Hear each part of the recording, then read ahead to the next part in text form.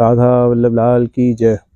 पौष शुक्ल those से 1 महीने के लिए श्री राधा वल्लभ संप्रदाय में खिचड़ी महोत्सव जो है वो शुरू होता है। खिचड़ी महोत्सव एक बड़ा ही अत्यंत गूढ़ उत्सव है जिसकी की शुरुआत श्री हरवंश महाप्रभु ने करी। इस चीज़ को समझने के लिए कि ये उत्सव कैसे शुरू हुआ बहुत समय लगा। आचार्यों ने समय समय पर इसकी पदावली बनाई, समय समय पर इसमें भोग राग जुड़े बढ़े और श्रृंगार ठाकुर जी का अलग अलग रहा। तो जब हरवंश महाप्रभु ने खिचड़ी उत्सव का वर्णन किया तो समय पर एक दिन का एक समय होता है जिसको कि हम लोग कहते हैं सुरतांत समय। इस सुरतांत समय होता है प्रभु की मंगला आरती से पहले का। इस आरती में इस सुरतांत समय पर प्रभु की छवि जो होती है बड़ी ही सुंदर होती है। कैसी छवि रहेगी ठाकुर जी की? इस सुरतांत समय में ठाकुर जी जब शैया से अपने जगते हैं, उनको सखियां जगाती हैं, एक विलक्षण ही श्रृंगार रहता है उनका। आंखों में काजल नहीं रहेगा, अलकावली जो है उनकी उलझी रहेगी। कछु रहे हो तिलक शिथिल अलकावली, उनकी अलकावली जो है वो बिगड़ी हुई है। तिलक जो है वो आधा अधूरा सा है। कपोलों पे जो है वो सुंदर पीक जो है वो विद्यमान है पान की। कहीं पर काजल है, अधर जो है वो निरंग है। तो ये सुरतांत की छवि है, बड़ा सुंदर श्रृंगार है। तो सखियां सर्दियों के समय पर रात्रि काल में श्री जी की शयन जो है वो जल्दी हो जा रही है। तो सखियां क्या कर रही हैं कि अगले दिन जब श्री जी को अभी तक उन्होंने देखा नहीं है सुरतांत समय तक, तो उनके मन में श्री जी को निरखने के लिए पिपासा जो है वो और ज़्यादा बढ़ जाती है। तो जब वो शैया गृह पर पहुंचती हैं ठाकुर जी के, तो अलग अलग वीणा मृदंग अलग अलग सुरतांत की राग रागनियों को परिहास करते हुए जो है वो श्री जी को जगाने के लिए जा रही हैं। वहां पर जब उनको इस विशेष श्रृंगार के दर्शन हुए और उस श्रृंगार में उनको सूरत में चिन्ह जो है प्रभु के श्री अंग पर दिखाई दिए, तो उन सूरत में चिन्हों को छिपाने के लिए उन्होंने विशेष प्रकार का ठाकुर जी का श्रृंगार किया। वो श्रृंगार एक ऐसा अद्भुत श्रृंगार था जिसको कि आप कह सकते हो छद्म वेश, जिसके दर्शन जो है आपको खिचड़ी में होते हैं। छद्म वेश, कृत्रिम वेश। कृत्रिम का मतलब कि जिस तरह का ठाकुर जी वेश धरते हैं उससे कुछ अलग वेश। कि ठाकुर जी पीताम्बर पहनते हैं, प्रिया जी नीलांबर पहनती हैं। ठाकुर जी मोर मुकुट पहनते हैं, प्रिया जी चंद्रिका पहनती हैं। पर यहाँ पर अब वो छुपाने के कारण सखियों ने ये नहीं देखा कि कौन सा किसका वेश है। इसका उल्लेख हरवंश महाप्रभु करते हैं कि विचित्र रति विक्रमम दधनुक्रमादाकुलम महामदन वेगतो निभृत मंज कुंजोदरे अहो बिन्मयन्नव किमप नील पीतम पटम मिथो मिलत मद्मितम जैत पीत नीलम महा। कि आज प्रेम की परावधि ऐसी पहुंची है कि जिसमें प्रिया जी ने जो कि नीलांबर धारण करती हैं, आज वो पीतांबर धारण कर दिया है, और लाल जी जो पीतांबर धारण करें उनने आज नीलांबर धारण किया है। अब देखिए यहाँ पर से ही जो है वो खिचड़ी शुरू हो गई हरवंश महाप्रभु की। उनके जितने भी आपको पद मिलेंगे सुरतांत के पद, श्रीहित चतुरासी जी के हों, भले सुधानिधि जी के श्लोक हैं, उन सभी पदों में, सुरतांत के पद में, उन सभी श्लोकों में आपको यह छवि दिखेगी और समझ में भी आएगा कि भाई उनके वेश जो हैं वो पलट गए हैं, कि वो आपस में ऐसे मिल गए हैं जैसे कि खिचड़ी का में आपके दाल और चावल मिल जाते हैं। यही महाप्रभु की खिचड़ी है। और इसी खिचड़ी को जब आचार्य चरणों ने समझा संकेत रूप में, तब से जो है इनकी पदावलियां जो हैं वो भी बननी शुरू हो गई। श्रीहित रूपलाल जी, श्रीहित किशोरी लाल जी महाराज, श्रीहित कमल नयन जी महाराज, इनके आपको खूब पद जो है खिचड़ी उत्सव के मिलेंगे। और असलियत में भाव में खिचड़ी क्या थी? भाव में खिचड़ी कुछ इसी तरह की थी कि हम लोगों के सामने ये निकुंज की खिचड़ी आ गई, दाल चावल की खिचड़ी बन गई, और सखियों के सामने तो ये प्रेम रूप का आहार है। वो सखियां जो कि पूरी रात्रि ठाकुर जी के, प्रिया जी के दर्शन के लिए लालायत रही थी, वो जो है आज ठाकुर जी का उस सूरत में चिन्हों का जो विशेष श्रृंगार जो है, उसको देखकर अपने पेट की अग्नि को जो है वो तृप्त कर रही हैं। तो पद में आता है इस तरह से कि ये उत्सव जो है ये हित सुख की ज्योनार है, और इस हित सुख की ज्योनार में सखी, सहचरी, प्रिया और लाल प्रेम रूप का आहार जो है वो ग्रहण कर रहे हैं।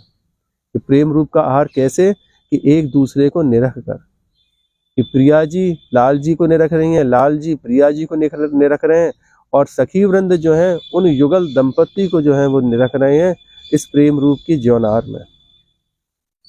तो ये हितसुख की ज्योनार, ये प्रेम रूप का आहार जब एक दूसरे को निरखते हैं प्रिया जी, तो प्रिया जी जो है देखते ही देखते अपनी भ्रकुटी को जब उठा देती हैं उस आहार में, तो लाल जी के मुखारविंद में अचार का चटकारा लग जाता है। तो वो अचार रूपी भ्रकुटी मुरन का अचार है, पानिप का पानी है, अंग कांति जो है दोनों की, वो एक दूसरे पानी पीते हैं। भाई भोजन के बाद में पानी भी तो पिया जाता है, और मुस्कान रूपी जो है वो पान खवाया जाता है कि प्रिया जी मुस्कुरा दी, तो भोजन के बाद में क्या अनिवार्य है, पान।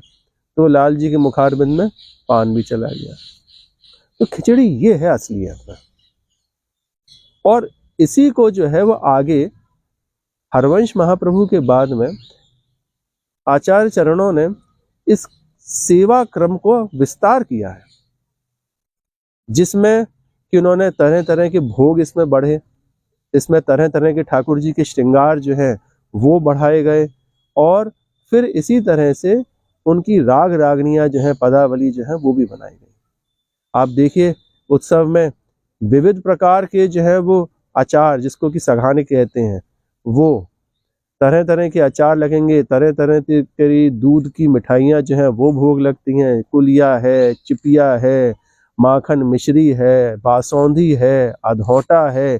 और देखिए इसको सुनने का एक अलग ही मजा है कि जब ठाकुर जी को भोग धराया जाता है तो उस समय पर एक इतनी विचित्र लीला का वर्णन किया जाता है कि प्रिया जी की नथ जो है वो लटक रही है। अब वो बेला रूपी पात्र से अधौटा का जो है पी रही हैं, तो जब अधौटा से पिएंगे तो भाई नथ जो होगी वो नीचे लगेगी नहीं लगेगी बर्तन में। तो क्या किया कि एक सखी ने उनकी नथ पकड़ी हुई है और ठाकुर जी प्रिया जी को जो है उस बेला रूपी पात्र से जो है वो अधौटा जो है वो पिला रहे हैं। तो ये बड़ा सुंदर चित्रण जो है रसिकों ने किया है इसका, कि नथ उठाए बेला से पीवे, कौत तुरंग बनावे। अदरक कूचा जो कि खिचड़ी का सार होता है, वो एक ऐसा अद्भुत चूर्ण होता है जिसमें कि विविध प्रकार के मसाले जो है वो मिलाए जाते हैं। वो मसाले से इतना चटपटा वो चूर्ण बनता है कि ठाकुर जी और प्रिया जी जब उस अदरक कूचा को चाट रहे हैं ना, तो उसमें आता है पद में कि अदरक कूचा बनो चटपटो, कर पल्लव दो चाटे। कर पल्लव कि हाथ के दोनों तरफ जो है वो अदरक कूचा फैल गया, तो उसको वो जो है वो चाट रहे हैं। कोई चटपटी चीज आती है हाथ में तो चाटते हैं ना, तो वैसे ही चाट रहे हैं। श्रृंगार में जब आप समझेंगे कि ये छद्म वेश ठाकुर जी जो धरते हैं, भैया छद्म वेश की लीला भी इस तरह की है कि सखियां जो है वो छद्म वेश कर रही हैं ठाकुर जी का। तो छद्म वेश किस लिए, कि भाई सूरत में चिन्हों को जो है वो छुपाने के लिए, जो चीज मिल जा रही है उसी से जो है वो बना दे रहे हैं। पर छद्म वेश में भी अंतर होते हैं। छद्म वेश जो है वो दो प्रकार के हैं। पहला छद्म वेश निकुंज का छद्म वेश, और दूसरा छद्म वेश ब्रज लीला का छद्म वेश। कि निकुंज का जब छद्म वेश जो है उसमें खिचड़ी जो है छद्म वेश की कैसे बन रही है, कि जब सखियां ठाकुर जी और प्रिया जी के युगल दर्शन करने के लिए सर्वप्रथम पहुंची वहां पर, तो सर्वप्रथम उनको प्रिया जी के हस्तकमल के दर्शन हुए, एक हस्तकमल के। फिर लाल जी के जो है एक हस्तकमल के दर्शन हुए, प्रिया जी के एक चरणारविंद के दर्शन हुए, लाल जी के द्वितीय चरणारविंद के दर्शन हुए। फिर प्रिया जी के अर्धांग के दर्शन हुए, और जब सर्वांग के दर्शन हुए तो वहीं पर वो युगलात्मक श्रृंगार जो है ठाकुर जी का दिखा कि रूप बेल प्यारी बनी, सो प्रीतम प्रेम तमाल, दो मन मिल एकय भये श्री राधा वल्लभ लाल। पर ये स्वरूप जो दिखा उनको, वो उनकी यहाँ शैया में दिखा।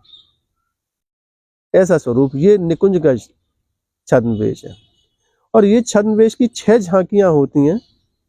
और रसिक तो ये कहवे कि भैया ये सारे के सारे ये निकुंज में ये दर्शन जो है, ये दर्शन छद्मवेश के ऐसे वैसे दर्शन नहीं है। ये तो वेद के जो 6 दर्शन जो होते हैं ना, वो 6 दर्शन जो है यहीं पे दिखा दिया है इन वेद मूर्ति ठाकुर जी ने।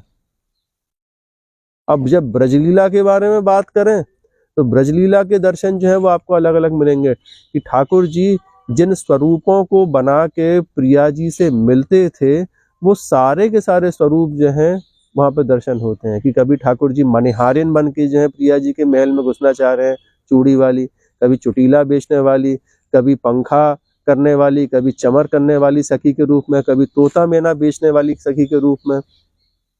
तो इस तरह के जितने भी स्वरूप जो होते हैं, जो छद्म के स्वरूप हैं, जिनको कि प्रभु धारण करते थे ठाकुर जी प्रिया जी के महल में विराजने के लिए, जाने के लिए, जिससे कि उनकी एंट्री हो सके वहां पर, तो वो सारे के सारे स्वरूप जो है प्रभु धारण करते हैं। एक दिन बनते हैं ठाकुर जी सांवरी सखी। सांवरी सखी कि ठाकुर जी का स्वरूप जो है वो सांवरा है, तो वैसी ही सखी जो है वो बने और वो ठाकुर जी प्रिया जी के महल में उनको प्रवेश मिल पाया। सखियां तो नहीं पहचान पाई शुरुआत में, जब इतनी सुंदर सखी उन्होंने प्रथम बार देखी, पर प्रिया जी जो है उनकी नजर से ठाकुर जी नहीं बच सकते थे। तो प्रिया जी समझ गए ये तो मेरे श्याम सुंदर ही हैं कि भैया आओ विराजो, अब आप विविध प्रकार की सेवाओं में यहाँ पर सेवाएं करें। यहाँ पर तो कभी मनिहारिन बन रहे हैं, कभी फूल बेचने वाली बन रहे हैं, माला बनाने वाली, कभी बर्तन बेचने वाली बन रही हैं। प्रिया जी के नेत्रों से तो ठाकुर जी बच नहीं सकते हैं। पर सखियां जो हैं कुछ बाद में ही जो है ठाकुर जी को पहचान पाती हैं। तो ये भोग की और हम लोगों ने श्रृंगार की बात करी। इसी तरह से जो है श्री जी के सामने राग रागनियां भी गाई जाती हैं। श्री जी के सम्मुख करीब सुबह सुबह प्रातः 5 बजे पर समाज जो है वो बैठता है और उस समाज में खिचड़ी उत्सव के भोग के पद, सुरतांत की लीलाओं के पद एवं सिद्धांत के पद जो है वो गाए जाते हैं। सर्वप्रथम सिद्धांत के पद गाए जाते हैं, फिर उसके बाद में जो सुरतांत की लीलाएं जो है हरवंश महाप्रभु द्वारा रचित, श्री हरिराम व्यास जी द्वारा रचित उन सिद्धांत के पदों को गाया जाएगा। तत्पश्चात खिचड़ी के भोग के पद जो है वो गाए जाते हैं। और जिस समय पर भोग गाया जाता है उस समय ठाकुर जी जो हैं खिचड़ी को आरोग रहे होते हैं। वो खिचड़ी का दृश्य जो होता है बड़ा ही सुंदर, कि ठाकुर जी को विविध प्रकार की जो है खिचड़ी भोग लगती हैं। मीठी भी है, नमकीन भी है, तरह तरह की तरकारी, तरह तरह के स्वाद उसमें, तो बड़ा ही सुंदर दृश्य होता है। और खिचड़ी महोत्सव हम तो ये कहेंगे कि एक ऐसा उत्सव है कि जिस ऋतु में सभी लोग शिथिल हो जाते हैं, उस ऋतु में एक अपने आप को एक्टिव रखने के लिए और प्रभु की सेवा से एक्टिव रखने के लिए ये उत्सव बनाया गया है, जिसमें कि ये तक कह दिया जा रहा है कि आपको ठाकुर जी को खिचड़ी कब से कब तक भोग लगानी है और किस समय पर लगानी है दिन में। श्री गोस्वामी ब्रजजीवन जी का एक पद है जिसमें कहते हैं कि पौष शुक्ला दोज तैले मास एक प्रभात, कि ठाकुर जी जो है वो भोग लगेगी उनको खिचड़ी कब, साल में पौष शुक्ल दोज से लेके 1 महीने पर्यंत भोग लगेगी उनको। फिर वो भोग लगेगा कब, दोपहर में नहीं लगेगा, रात्रि में नहीं लगेगा, संध्या को नहीं लगेगा। कहा है कि पौष शुक्ला दोज से ले मास एक प्रभात। प्रभात का मतलब क्या होता है कि जिस समय पर सूर्य उदय होता है उस समय पर। तो ये रात्रि जो है 12 घंटे की हो रही है। रात में आपने शाम को 7 बजे पर जो है भोजन किया, डिनर अपना, तो अगले दिन जो है सूर्योदय सुबह 7 बजे हो रहा है, 12 घंटे क्या भूखा रहा जाता है? तो 12 घंटे जब हम भूखे रह ले रहे हैं, उसके बाद में सर्वोत्तम आहार जो है वो लेना चाहिए। तो इसी तरह से प्रभु को सर्वोत्तम भोग जो है वो लगाया गया, इसका खिचड़ी का। खिचड़ी एक ऐसा बलिष्ठ भोजन है जो कि रोगियों को तो अच्छा करती ही करती है, उनको रोग मुक्त करेगी रोगों को। इसके अलावा जो स्वस्थ भी अगर उसको खाता है कोई जना, तो उसका बल वर्धन जो है वो करती है। और फिर श्री जी की रसोई में अच्छे आचार विचारों के साथ में अपरस में रहते हुए जब उनकी सखियां जो है बनाएंगी इस भोग को, तो वो प्रभु के सामने जब पहुंचेगा, वो तो पूर्ण रूप से प्रभु में हो गया। और उस भोग को जब आप पाते हैं, तो वो भोग तो आपकी मन को और चित्त को इतना शांत करेगा कि वो पूरा का पूरा प्रभु में बना देगा। आपका मन, आपका चित्त भजन में लगेगा, प्रभु की सेवा में लगेगा। इसी कारण से प्रभु के भोग को जो है, प्रभु के प्रसाद को जो है, स्वयं प्रभु का रूप कहा गया है। प्रसादम स्वामिन्या स्वकरतल दत्तम प्रणयता, कि स्वामिनी जो है अपने खुद कर कमलों से प्रसाद जो है वो दे रही है। तो हमेशा जब भी हम लोग प्रसाद लेवें, तो उसी भावना से लेवें कि भैया ये कोई दाल चावल की खिचड़ी नहीं है, कोई ये मिष्ठान व्यंजन नहीं है, ये तो स्वयं प्रभु है। और देखने वाला जो अनन्य भक्त होता है ना, तो वो तो ये भी मान लेता है कि दाल रूपी प्रिया जी और चावल रूपी लाल जी की ये खिचड़ी है। उस अनन्य भक्त को हर चीज में जो है वो प्रभु ही दिखते हैं, अपनी जुगल सरकार। वो गौर श्याम चरनार बिंदों की आस में ही हर सेवा करता है कि वो किस तरह से उनकी सेवा कर सके, उनमें ही सिर्फ संलिप्त रहे। ये उसी चीज का जो है उत्सव खिचड़ी उत्सव है ये। तो हम लोगों को बड़े भाव से, अत्यंत अनन्यता से और दृढ़ता के साथ में इस उत्सव में सम्मिलित होना चाहिए।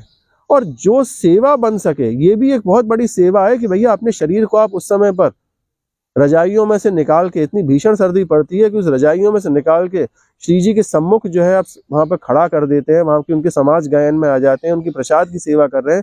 ये एक बहुत बड़ी बात है। हम लोगों के यहाँ पे कोई जप तप नहीं है, कोई किसी तरह की तपस्याएं नहीं है, कोई हवन नहीं है, कोई किसी तरह के आप कहो कि तपस्याएं जो करते हैं ना लोग, वो तपस्याएं नहीं है। और तपस्याओं से भी बड़ी चीज है क्या, कि श्री जी की दर्शन सेवा में उनके सम्मुख उनके दर्शन करना। सर्दी इतनी है, रजाई छोड़ना हर कोई नहीं छोड़ सकता है रजाई, पर वो कैसे छोड़ी जाएगी रजाई, ये सोचते हुए कि हाँ ठाकुर जी के दर्शन खुलने वाले हैं, उनसे पहले वहां पर पहुंच के उनके लिए जो है वो भजन गाने हैं, उनकी समाज गायन करना है, उनकी प्रतीक्षा करनी है हमें कि आज कौन से स्वरूप में जो है ठाकुर जी दर्शन देंगे। तो अपने आप में ही जो है ये खिचड़ी महोत्सव 1 महीने का जो है पूरा का पूरा ये एक यज्ञ है, और यज्ञ नहीं महायज्ञ है, जिसमें कि हजारों हजारों भक्तों की जठराग्नि में श्री जी के प्रसाद का जो है, हविष्यान की जो है वह आहुति डलती है। तो ये चीज आप लोग समझें, और उसी तरह से खिचड़ी महोत्सव जो है वो मनाएं। ये उत्सव नहीं है, इसको कहा गया है यहाँ पर संप्रदाय में महोत्सव। क्यों? क्योंकि इसकी अवधि देख के, इसका भोग देख के, इसका श्रृंगार देख के, क्योंकि सारे के सारे उत्सव में भोग राग और श्रृंगार होता है। तो ना तो इससे इतना विविध भोग जो है किसी और दूसरे उत्सव में लगता है, ना ही इतने विविध तरह की राग रागनियां जो है वो और किसी उत्सव में गाई जाती हैं, और ना ही इतने विविध प्रकार के प्रभु दर्शन जो हैं हमको देते हैं, और वो भी थोड़ी थोड़ी सी देर में। कि अभी जो है ठाकुर जी ग्वाल बाल बने हैं, तो अभी बन गए कोई सखी, अभी कोई सखी बने हैं तो फिर कोई पंडित जी बन गए, कभी गैया चराने के लिए जा रहे हैं, कभी सखी स्वरूप में पानी जो है वो भरने के लिए जा रहे हैं कुएं से, कभी नौका में विराजमान होकर नौका उत्सव हो रहा है, कभी अन्नकूट का उत्सव हो रहा है वहां पर ठाकुर जी के सम्मुख। तो इस तरह के उत्सव जो है वो तरह तरह के 5-5 मिनट में जो है ऐसी झांकियां जो है देखने के लिए मिलती हैं। सोचो श्री जी को कितना श्रम होता होगा। कोई बदल सकता है भैया इतने कपड़े बार बार? इतनी छोटी सी देर में, और वो भी जगने के बाद में। ठंड भी लगेगी उसको बहुत सारी चीजें लगेंगी, आलस भी आएगा नहीं। और प्रभु देखो भक्तों के लिए इतने दयालु हैं कि वो तरह तरह के वेश बनाते हैं, और कितने कितने दूर दूर से लोग बाग जो है वो 3-3 बजे पर आके ठाकुर जी के सबसे आगे कतार में आगे बैठने के लिए कि मुझको दर्शन कर रहे हैं। तो ऐसी सर्दी में जब प्रभु इतनी मेहनत कर रहे हैं तो हम लोग ने जाके दर्शन ना कर सके उनको? तो यही खिचड़ी उत्सव है भैया।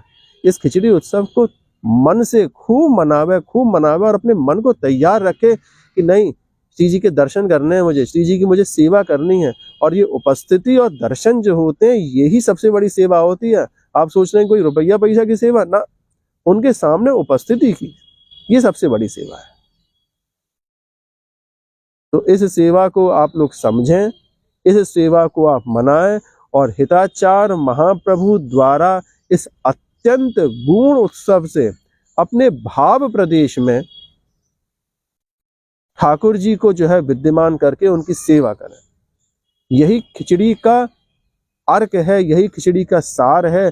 और जो इस भक्त इस खिचड़ी के उत्सव को समझ लेगा, वही जो है इस प्रिया लाल की हित सुख की ज्योनार में भागीदारी करके प्रेम रूप का आहार को जो है वो आरोग पाएगा। जय श्री राधे।